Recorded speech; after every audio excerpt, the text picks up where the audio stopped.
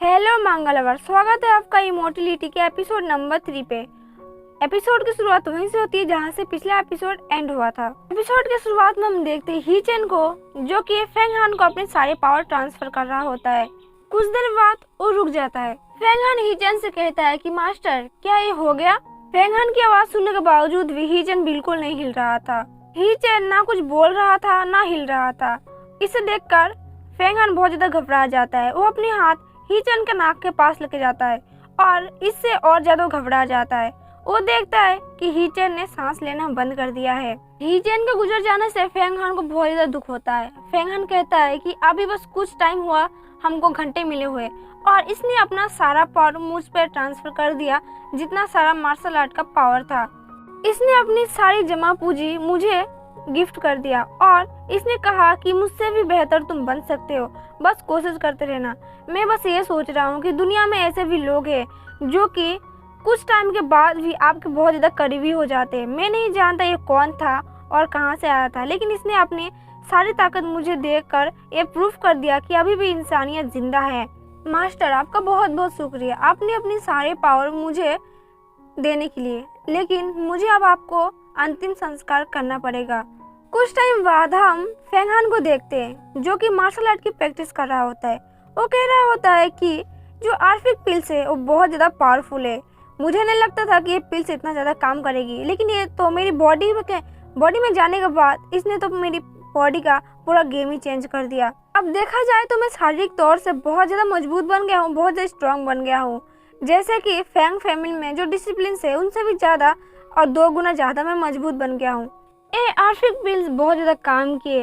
इसको खाने के बाद मेरी बॉडी में एक अलग लेवल की एनर्जी आ चुकी है। मैं चाहे जितना भी ट्रेनिंग करूं और उस दौरान मुझे जितना भी चोट लगती है, ये आर्फिक पिल्स मुझे बहुत ही जल्दी रिकवर कर देती है। बस एक गुड नाइट स्लीप की ज़रूरत होती है। बस कुछ ही महीनों का प्रैक्टिस में मैंने अपना 4th लेवल कंप्लीट कर लिया है। ये तो बहुत ही ज़्यादा अच्छा है, क्योंकि मैंने ज़्यादा मेहनत भी नहीं किया और कम मेहनत में भी, और कुछ महीने के बावजूद मेहनत करने के बाद मुझे इतना ज़्यादा पावरफुल इनाम मिला है कि मैं बता भी नहीं सकता। मास्टर ने कहा था कि मैं ज़्यादा प्रैक्टिस करूँगा तो मुझे ड्रैगन आचरण जो पेंटिंग है उससे मुझे बहुत ज़्यादा ताकत मिलेगी और मैं ड्रैगन को समन कर सकता हूँ। लेकिन इतना सारा प्रैक्टिस करने के बावजूद भी मुझे अभी तक समझ में नहीं आया कि मैं ड्रैगन को कैसे समन करूँ, क्योंकि मुझे कोई रिजल्ट दिख ही नहीं रहा। मैं कैसे ड्रैगन को बुलाऊँ? लेकिन ये भी तो हो सकता है कि मास्टर गलत हो, क्योंकि अभी तक मैंने समझ नहीं पाया कि मैं इस मैजिक टूल्स को कैसे कंट्रोल करूं। और उससे भी बड़ी बात, मैंने ये फैंग फैमिली के ओर से बातें छुपा कर गुप्त रूप से मैं प्रैक्टिस कर रहा हूं। अगर उनको पता चला तो मैं वैसे ही जान से जाने वाला हूं। मुझे इन फालतू चीज़ों के बारे में ज़्यादा नहीं सोचना चाहिए। अभी भी टाइम है, मुझे जल्दी करना पड़ेगा और मुझे अपने आप को बहुत ज़्यादा एडवांस करना पड़ेगा। अभी ज़्यादा वक्त नहीं हुआ, अभी मुझे बहुत ज़्यादा प्रैक्टिस करना ज़रूरी है। फिर वो अपनी मार्शल आर्ट की प्रैक्टिस करने लगता है। धीरे धीरे प्रैक्टिस करते करते उसको एहसास होता है कि मेरा जो पंचेस है वो बहुत ज़्यादा स्ट्रॉन्ग बन गए हैं। कहीं ऐसा तो नहीं कि मैं इस पे अपना टाइम वेस्ट कर रहा हूँ? जो काम मुझसे नहीं होने वाला मैं वही काम के पीछे लगा हूँ। लेकिन मास्टर ने कहा है कि तुम पीछे मत हटना। मास्टर ने यह भी कहा है कि फैंग के लोग बहुत ज़्यादा ताकतवर है, उनसे लड़ने के लिए मुझे उनसे 4 गुना से भी ज़्यादा ताकतवर बनना पड़ेगा, तभी मैं जाके काम कर सकता हूँ, वरना मुझे तो मरना ही होगा लास्ट में। शुक्र है कि मुझे मेरी प्रैक्टिस के बारे में बस इन हवाओं को और इन पेड़ पौधों को ही पता है। अगर इन फैंग्स को मेरे बारे में पता चल जाता कि मैं यहाँ पर छुप छुप कर मार्शल आर्ट की प्रैक्टिस करता, तो पता नहीं मेरे साथ अभी क्या होता। 9 आर्फिक पिल्स मेरी बॉडी के अंदर है, लेकिन मुझे डर इस बात का है कि किंगसू को इस बारे में पता ना चल जाए, क्योंकि एकलौती बस वही है जिसके पास फिजिकल सीक्रेट स्टेज के बारे में बहुत कुछ पता है और उसने उसको ऊपर कल्टीवेट करके पूरा मास्टर करके रखा है। अगर उसको मेरे बारे में पता चल गया कि मैं यहाँ पर छुप के मार्शल आर्ट की प्रैक्टिस कर रहा हूँ और कल्टीवेट कर रहा हूँ, तब तो मुझे बिल्कुल जिंदा नहीं छोड़ने वाली, वो तो सीधा मुझे जान से ही मार डालेगी। लेकिन अगर मैंने रिस्क ले लिया अपने लाइफ के ऊपर तो मैं ये कर सकता हूँ और मैं बहुत ज़्यादा पावरफुल बन जाऊँगा, इतना ज़्यादा पावरफुल कि मुझे किंगसू भी नहीं हरा सकती। तभी वहाँ पर एंट्री होती है किंगसू की, जो कि फेंग हान से कह रही होती है कि तुम एक बहुत ज़्यादा अजीब बंदे हो और एक यूनिक हो, क्योंकि तुम्हारे पास जान का खतरा होने के बावजूद भी तुम यहाँ पर मार्शल आर्ट की प्रैक्टिस कर रहे हो, वो भी मुझसे छुप कर। तुम्हारी हिम्मत की तो दाद देनी पड़ेगी। मैं मून की देवी और ड्रैगन किंग की बेटी, तुमसे बहुत ज़्यादा इम्प्रेस हो गई हूँ।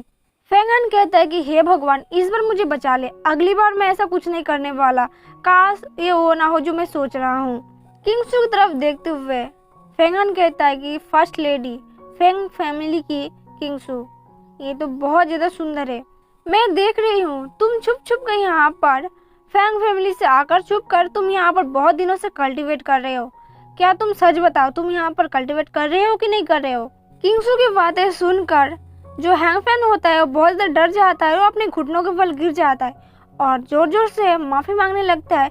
कहता है कि मैं दोबारा से ऐसी गलती कभी नहीं करूँगा, मैं बस कल्टीवेट कर रहा था खुद के लिए, मेरा कोई इरादा नहीं था कि मैं फेंग फैमिली के तरफ जाके भिड़ूं या फिर उनसे हमला करूं, मेरा ऐसा कोई इरादा नहीं था, मैं बस अपनी जान बचाने के लिए थोड़ा बहुत कल्टीवेशन सीख रहा था। मैं अपनी जान की भीख मांगता हूँ, लेडी फर्स्ट मुझे माफ़ कर दीजिए, मैं ऐसा गलती अब दोबारा नहीं करूँगा।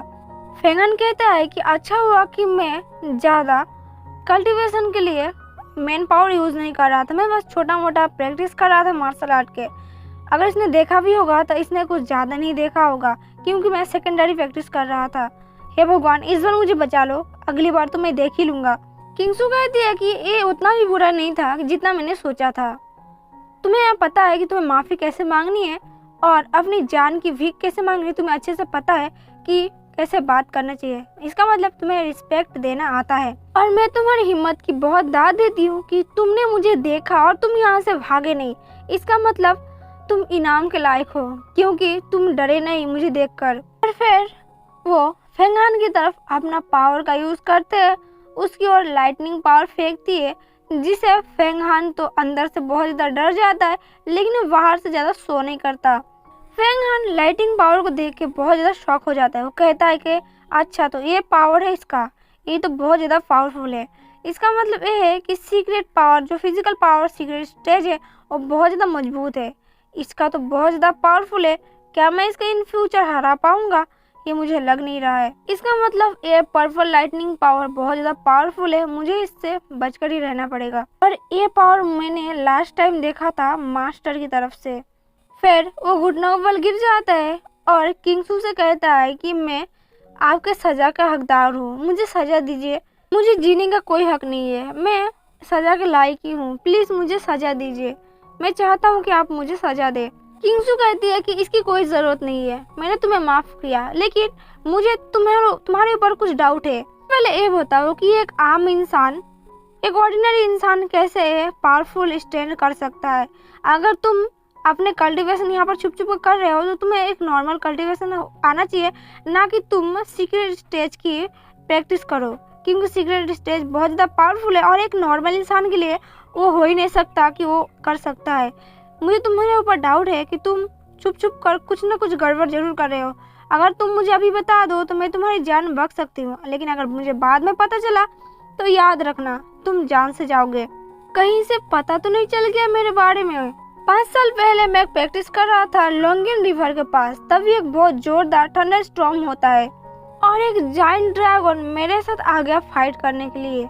जिस दौरान मैं बहुत ज़्यादा डर गया था, लेकिन मैंने उसके साथ फाइट किया, लेकिन वहाँ पर एक ड्रैगन आया और उस जायंट जो स्पीड था उसके साथ फाइट करते हुए जो लाइटिंग स्पीड था उसको पूरे तरीके से ख़त्म करके वो वहाँ से चला गया और वहाँ पर मुझे कुछ समझ में ही नहीं आया कि वहाँ पर चल क्या रहा था। और इसे देखने के बाद मेरे अंदर बहुत ज़्यादा क्यूरियोसिटी जाग गई लाइटनिंग पावर के बारे में, तो मैंने उसको प्रैक्टिस करने के लिए मैंने जोरदार मेहनत किया, लेकिन उस टाइम तो मैं नहीं कर पाया। लेकिन अचानक से मुझे आज याद आ गया कुछ दिन पहले, तो मैं प्रैक्टिस कर रहा हूँ और मुझे इसमें थोड़ा बहुत कामयाबी मिली है, लेकिन ये ज़्यादा कुछ खास नहीं है, क्योंकि मैं कर नहीं सकता। मैं बस थोड़ा बहुत कल्टीवेशन कर रहा हूँ कि मैं खुद की जान बचा सकूँ अगर मैं कभी मुसीबत में पड़ गया, लेकिन इसके बारे में मुझे कुछ ज़्यादा नहीं पता। जैसे भूख लगने पर लोग मैगी बना के खाते हैं, वैसे ही मुझे बहुत ज़्यादा उत्सुक हो रही थी कि मैं ये प्रैक्टिस करूं और अपने मार्शल आर्ट को थोड़ा सा तेज करूं, लेकिन मैं नादान था कि मुझसे ये नहीं हो पाएगा, मैंने ये सोचा ही नहीं। लेकिन ये छोटा बच्चा समझकर मुझे माफ़ कर दीजिए, क्योंकि ये बस मेरे शौक़ के लिए मैंने किया था, ना कि इसका कोई इंटेंशन था मुझे करने का। लेकिन मुझे माफ़ कर दीजिए, इतना सब करने के बावजूद भी मेरे बॉडी में कुछ ज़्यादा फ़र्क नहीं पड़ा और मैं बस भटकता रहा इधर उधर। मेरी लेडी, मुझे पता है कि मैं सजा के काबिल हूँ, लेकिन मैं क्या करूँ।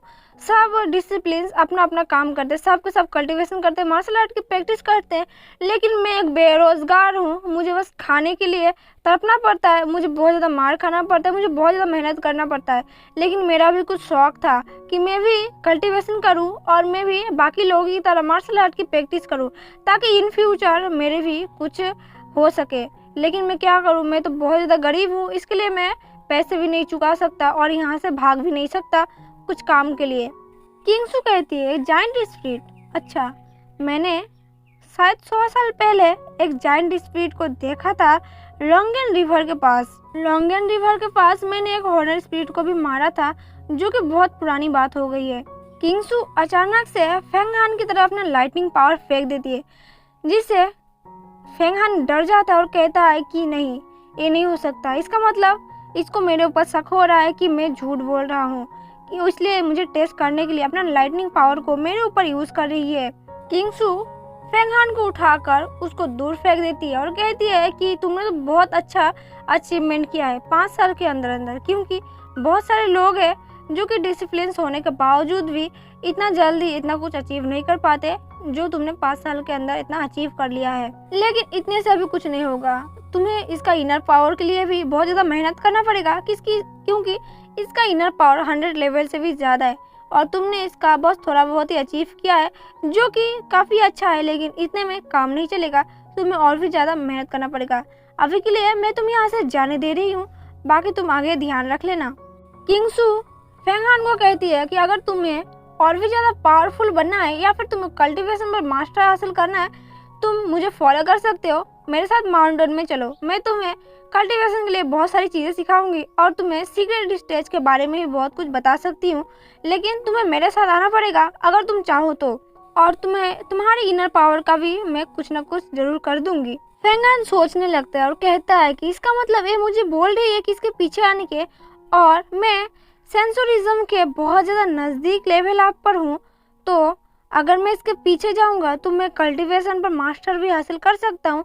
लेकिन मैं इसको छोड़ भी तो नहीं सकता, क्योंकि यही मेरा लास्ट चांस है मुझे अपने आप को प्रूफ करने में और कल्टीवेशन पर मास्टर हासिल करने के लिए। तो मैं ये चांस किसी भी हालत में नहीं छोड़ सकता। नहीं, मैं चांस नहीं छोड़ सकता, मुझे उसके पीछे जाना ही पड़ेगा।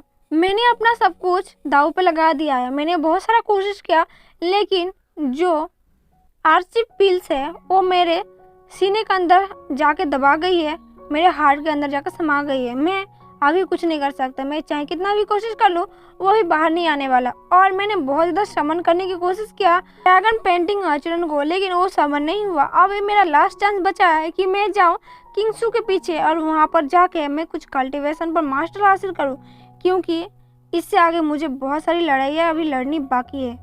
तो मैं यहीं पर अभी नहीं रुक सकता, मुझे जाना ही होगा। फेंग हान बहुत ज़्यादा खुश हो जाता है और वो नीचे लेट जाता है और फिर कहता है कि फाइनली मुझे मेरा इनाम मिल गया। और उसने बोला कि मेरे पीछे आओ, इसका मतलब है कि मुझे वो अपने पीछे बुलाना चाहती है और कल्टीवेशन सिखाना चाहते हैं, इसने मुझे बोला है। मुझे नहीं लगता था कि ये इतना ज़्यादा आसान होगा। अगर मुझे कल्टीवेशन में मास्टर हासिल करना है और सीक्रेट बेस देखना है तो मुझे उस डिसिप्लिन में शामिल होना ही पड़ेगा जो कि फेंग फैमिली तैयार करती है। लेकिन कुछ भी बोलो, लड़की क्यूट तो है, क्योंकि वो अपनी बाकी फैमिली की तरह बिल्कुल नहीं है, बाकी फैमिली मेंबर से वो ज़्यादा अच्छी है। उसने मुझे बोला कि वो अपने एक्शन बीस्ट को भी दिखाएगी और वहाँ पर मुझे कल्टीवेशन भी सिखाएगी। फिर अचानक से मुझे कुछ याद आता है और वो उठ के बैठ जाता है और कहता है क्या एक्शन बीस्ट? एक्सेशन बीस्ट, ये तो स्पिरिचुअल बीस्ट भी बहुत ज़्यादा ताकतवर होता है। इसका मतलब उसने बोला है कि मुझे वो भी सिखाएगी। ये हो ही नहीं सकता, इतना अच्छे कब से होने लगे फेंग फैमिली के लोग। दूसरी तरफ हम किंगसू को देखते हैं जो कि भूल चुकी होती है फेंग हान का नाम और उसका अता पता पूछने के लिए, इसलिए वो कहती है कि मैं क्या कुछ भूल चुकी हूँ। फेंग हान तो चाहता ही था कि वो जाकर किंगसू के डिसिप्लिन में भर्ती हो जाए और वहाँ पर जाकर कल्टीवेशन सीखे। इसका मतलब उसने पूरा प्लान किया था ये सब करने के लिए और वो आगे चाहता है कि वो कुछ बड़ा प्लान करे। और इसी कंफ्यूजिंग के साथ हमारा एपिसोड 3 यहीं पर एंड होता है।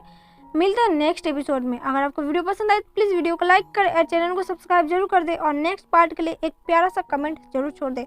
Thank you for watching, see you soon.